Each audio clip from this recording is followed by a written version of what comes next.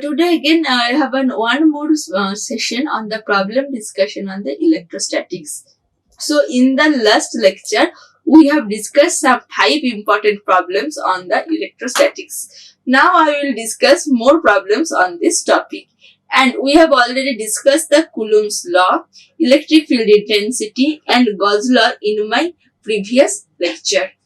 Today we will, and also we have discussed 5 important problems from this chapter.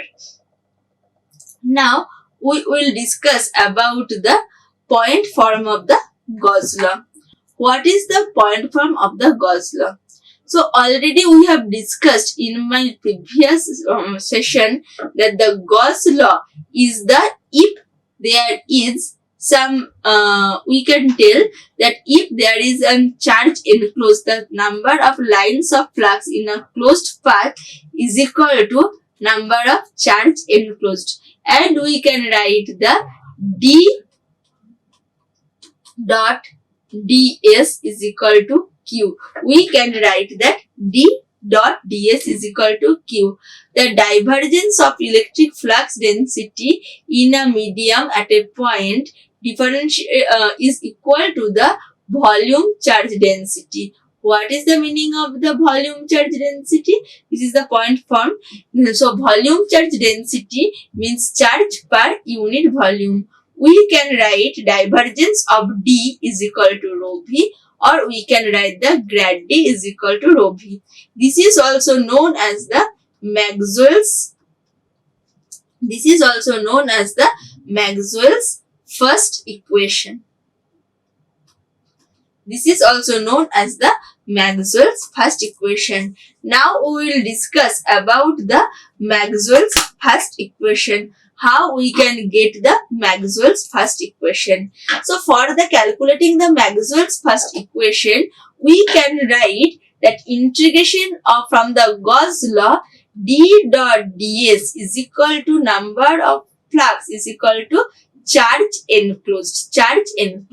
This is the point form of the, this is the Gauss law. This is the Gauss law. What is d? D is the flux density, flux per unit area. D is nothing but the flux density, and this is basically the flux per unit area. So integration of d dot ds is equal to psi is equal to q. Now, if we want to calculate the value of the d dot ds, we also know q is equal to rho v into dv. What is rho v? Rho v is the volume charge density. What is the meaning of the volume charge density? Charge per unit volume is known as the volume charge density. Charge per unit volume is known for the volume charge density. So we can write that if we compare these two things, d dot ds is equal to rho v dv is known as the Maxwell's first equation. Maxwell's first equation in integral form. What is the Maxwell's first equation in the integral form? Integration of d dot ds is equal to integration of rho v dv. The volume integral. Why we are writing v here? V is nothing but the volume integral. Now, if we want to write it in the Gauss form, we can use the divergence theorem. What we can use here? We can use here the divergence theorem. And while we are using the divergence theorem, the d dot ds can be written as the grad dot d into dv. Grad dot d into dv. If we use the divergence of d, the surface integral will upgrade into the volume integral. So grad dot d is equal to dv, and here we got is equal to volume integral of rho v dv. If we equate the two equations, if we want to equate the two equations, what we will get? We will get grad dot d is equal to, we will get the grad dot d is equal to rho v, and this equation is known as the Maxwell's equation in the point form. We can write it as the Maxwell's equation in first equation in point form. The name of this equation is also point form of Gauss law, or we can also write modified Gauss law, or we can also write the equation like the vector form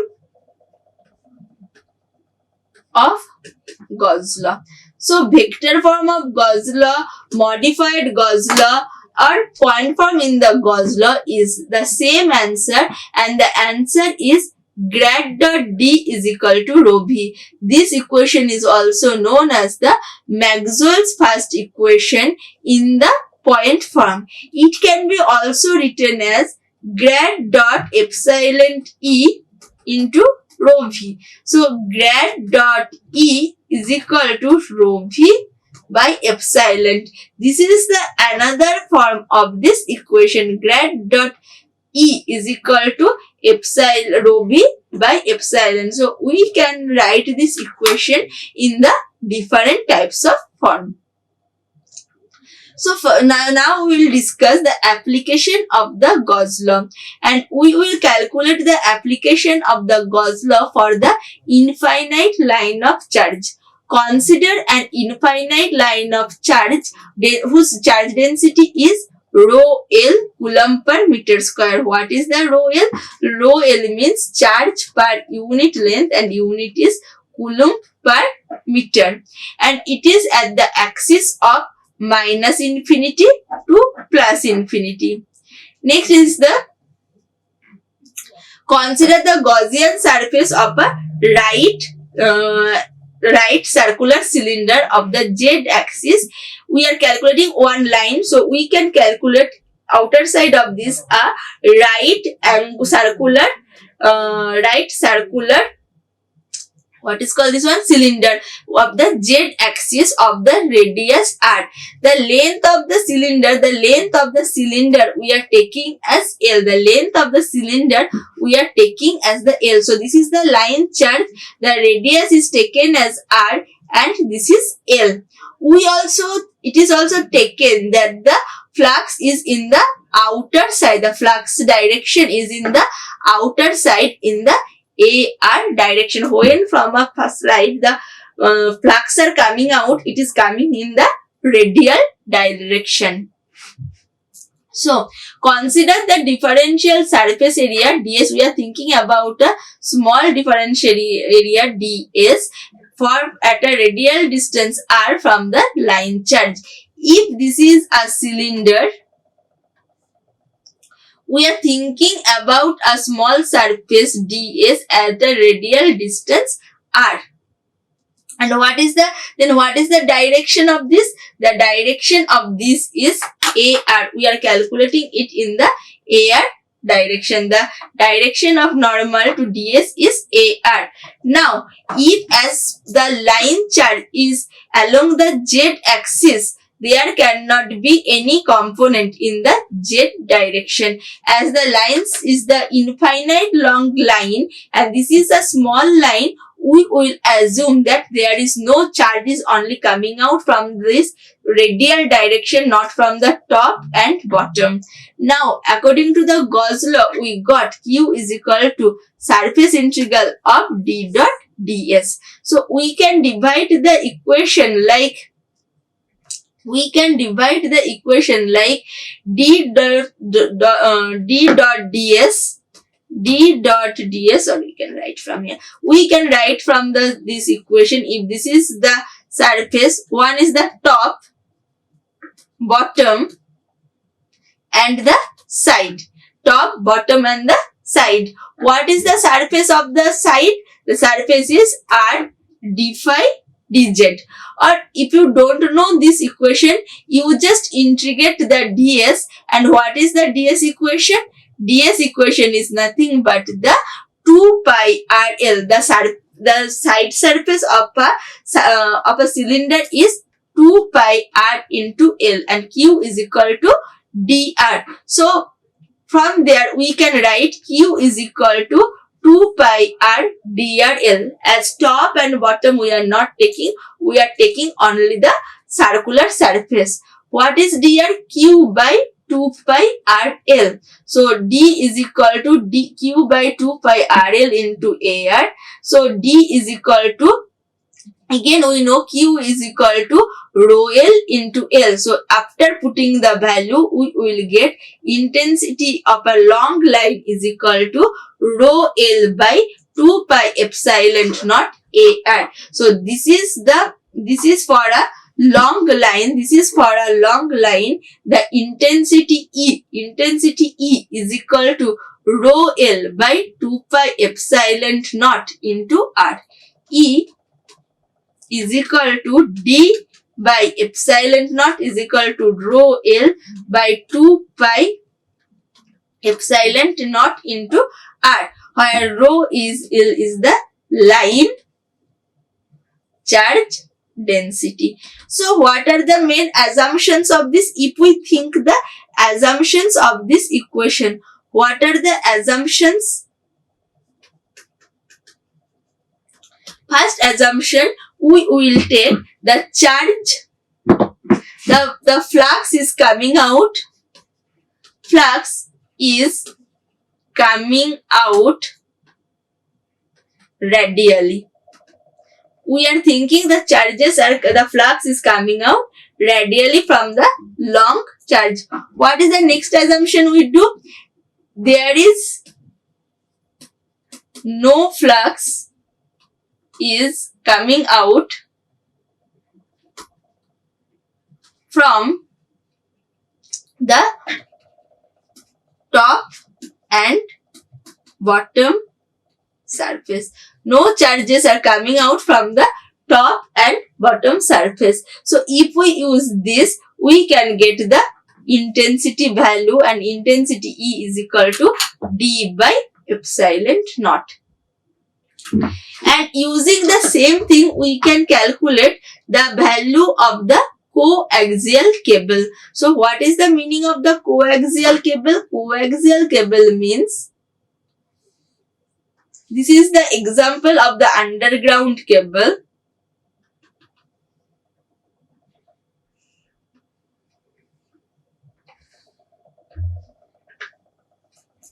Two coaxial cable means one cable, on it there is another cable, and the distance of this coaxial cables at A and B. The distance of the coaxial cable is A and B. The length of it is L. And we are again thinking that the charge distribution on the outer surface of the inner conductor is rho s. If the charge distribution, the general tendency of the charge to come in the outer side. So if it is plus, it will induce the minus charge, and the charge distribution of the outer surface of the inner conductor, we are thinking about it is rho s Coulomb per meter. If the distance is L and the inner conductor is A, so the inner conductor value is 2 pi AL. So the coaxial cable example is nothing but the underground cable. In the case of the underground cable, the inside there is the core. Core means the copper conductor, and outside there is some cable. So this is the Gauss law. So the rho s can be expressed in terms of the rho L. What is rho L? Rho s. What is the charge? Charge is equal to charge density into the surface area.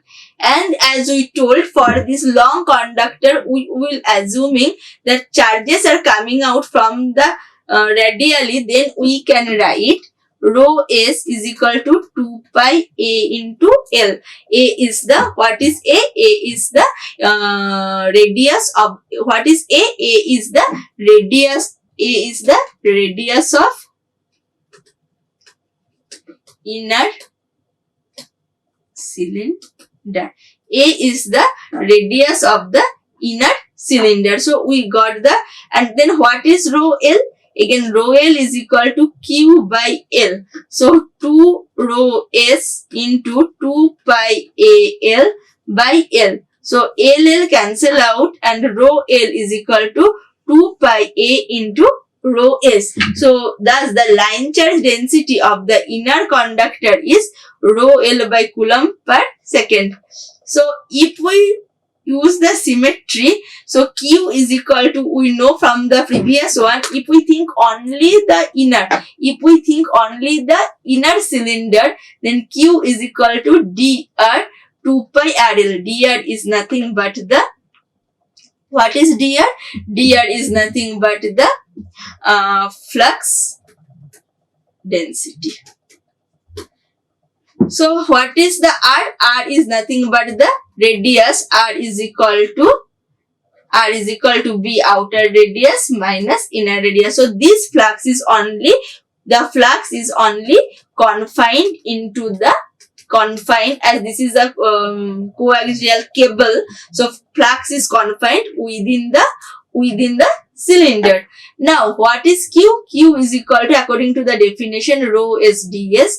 Again, if no need of calculate this, we can directly write that the 2 pi A L into rho S. So dr is equal to A into rho S by R. If we integrate the things, we will get flux density D is equal to 2 A rho S by R, where A is the, what is A? A is the inner circle. What is A? A is the radius of inner cylinder. What is rho S? Rho S is equal to, what is rho S? Rho S is nothing but the surface charge density. What is R? R is nothing but the B minus A. B is the radius of outer surface. So we got the Gauss law from this equation.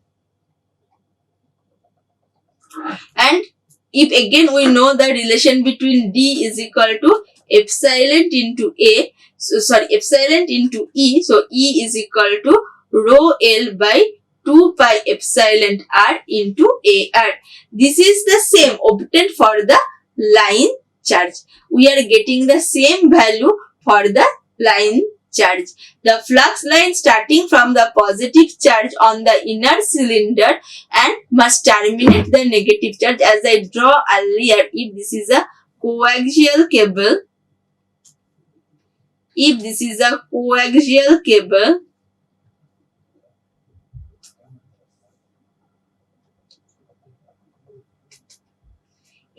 the positive charge, there will be the induced is the negative charge, and the electric lines of flux will be confined total in the cylinder. So this is the last one, is the infinite sheet of the charge. If we consider the infinite sheet of the charge and whose charge density is rho S Coulomb per meter in the meter or meter square. Actually, it is rho Coulomb per meter square. So again, we are thinking about a sheet, means it is a rectangular box. So ds, if it is a ds, a rectangular box, this is dx and this is the dy. So ds is equal to dx by dy. So similarly, in the case of a surface, we will assume that as this is a surface, the charge, we will assume that the charge or the electric flux is coming out from top and bottom surface only, and from the sides there is no charge. So what is Q? Q is equal to rho s into A, and as top and bottom are the same cross sectional area, we can write rho s is equal to 2 dz, and dz is equal to rho s by 2. These results are same obtained from the Coulomb's law for the infinite sheet of charge. So this is my today's lecture, and thank you. Like, share and subscribe. Hit the bell icon for more updates.